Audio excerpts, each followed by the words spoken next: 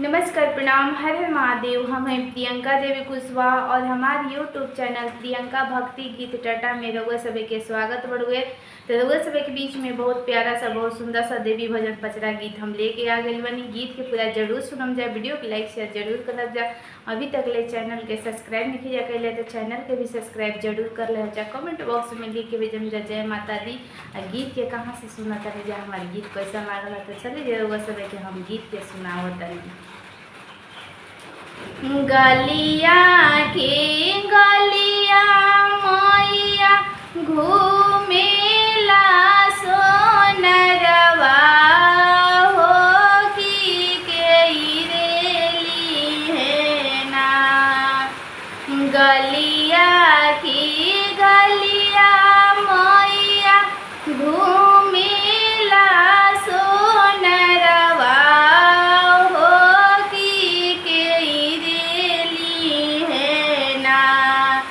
हमारे सोने के कहिया मैया के होली है ना।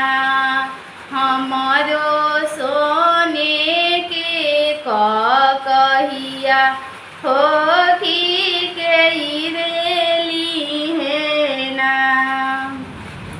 अपनी बोलेली सीताली मैया हम लेबो ना। अपनी भावनवा से बोलेली सीताली मैया हम लेबो ना। तोहरो सोने की कहिया हो कि हम लेबो ना। तोहरो सोने की कहिया हो कि हम लेबो ना। तू तारा जनमे के भिखारी ने हो कि कैसे देबू ना। तू तारा मैया जनमे के भिखारी ने हो कि कैसे देबू ना। हमारे कही के दामामा हो कि कैसे देबू ना। हमारो कही के दामामा हो कि कैसे देबू ना। जवाने बांझी भरबो हम कखिया हो कि उहे रे दीहे ना।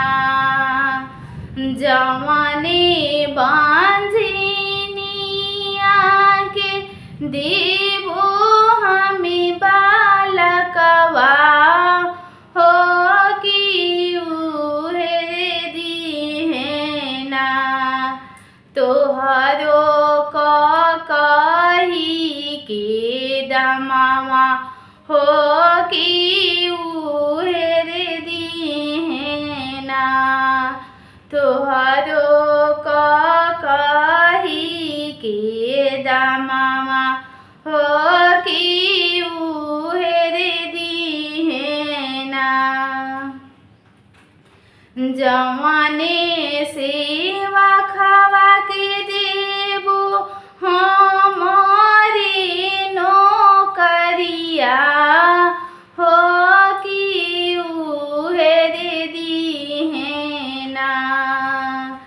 जवाने सेवा खावा के देबो अन धन रे भंडरवा हो कि उहे रे तोहरो कही के दामवा हो कि उहे रे दीहेना। तोहरो कही के दामवा हो कि उहे रे दीहेना। गलिया के गलिया मैया घूमिला सोनरवा हो कि केरेली है ना।